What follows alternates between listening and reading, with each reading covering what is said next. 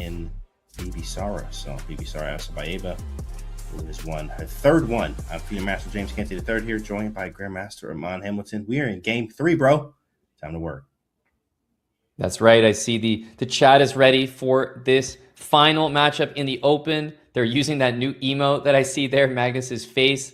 So all in good fun. But we have to get serious about game number 3. It is tied 1-1. And Canty, I imagine you're probably interested in this opening.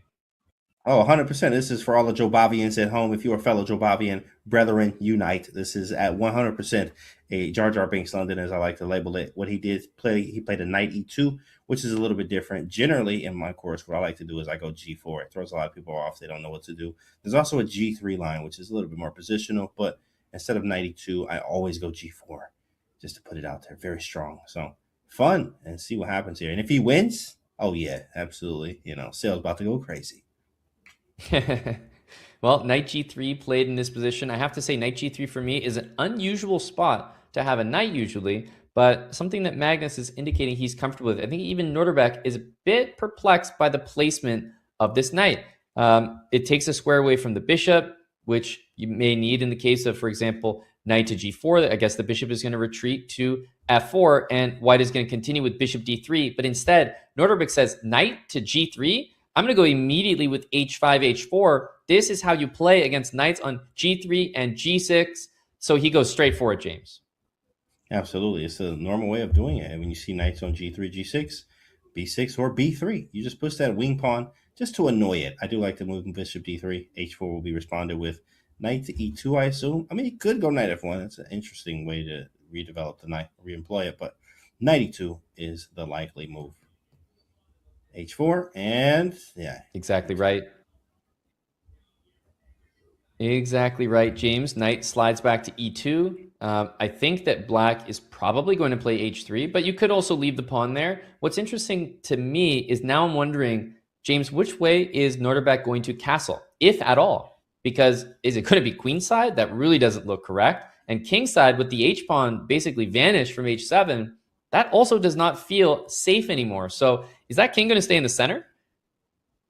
That's a good question. After bishop d6, I might actually castle queenside first. He plays h3, it looked like.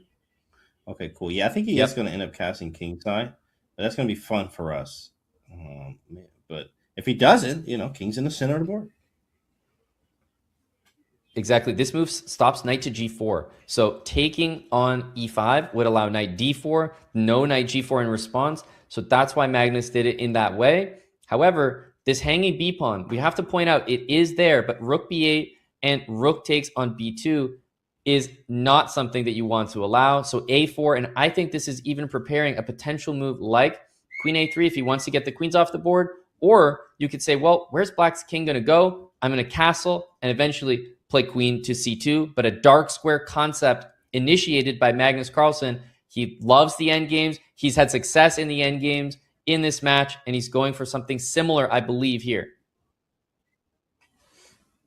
I actually like it. I do like that he can go for this in-game here and make this a6 pawn very weak after ab, bringing the queen back to c2. Lots of times in this variation in particular, you actually have, he goes queen c2 immediately, but it's more of a Carol-Khan type of play, an exchange variation of the Carol-Khan, where it's very reminiscent of that. Only differences here is, of course, this h-pawn, which is sort of misplaced, actually.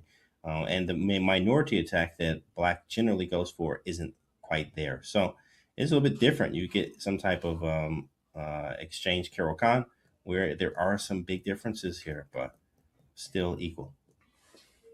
I can see Magnus maybe playing the move knight to c1 here. It's well known in these structures that if the knight reaches d3, that it is a very, very good piece. And hopefully that is visible with the knight on d3. b2 is protected. c5 and e5 as target squares for the knight. I mean, the knight on d3 will be the best piece on the board, and the rook can slide over to a1. So Nodirbek is not interested in allowing that. Meanwhile, knight h5, making use of this h4 pawn in order to reach the f4 square, which also coincidentally controls d3. Let's see what happens. Rook takes is still possible. Wait, rook takes queen e2? Wait a second. Is it really that bad if queen e2? I hit both, right? Knight f4, I take the pawn. I guess you go rook b8. Okay. That's the issue. and Magnus plays the move knight d3, but we'll see knight to f4. I think that if this trade happens, that, I mean, better is a strong word, but I think that black is doing well here. Let's see how Magnus handles the position. But this pawn on h4 is annoying. White can never really expand with g3, king g2.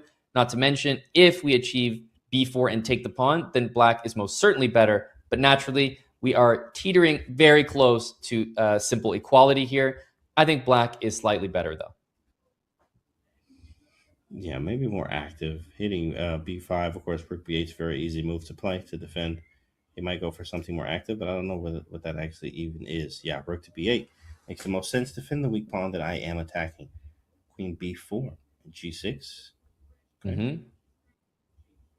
I mean, it's hard to even, like, yeah, I see rook a1, but I can't, like, I guess I could go, but that's like almost an immediate draw offer, moving the rook. Exactly. Check, That's right. check. Back. Yep, it's hard to imagine a different result. Nodirbek has that draw in his pocket really at any moment. And, you know, I would say there's an outside chance that black can just kind of play g5 and g4. And obviously with this last move, a great one. I think we know what that means. A brilliancy awarded. Yeah, nice. A draw offer in kind. Nice. He's flexing, rook, you know. Rook a8 just take because he can. Oh, take the he hung his rook. Oh my goodness. Yeah. He hung his rook. Yeah, he took the rook to draw.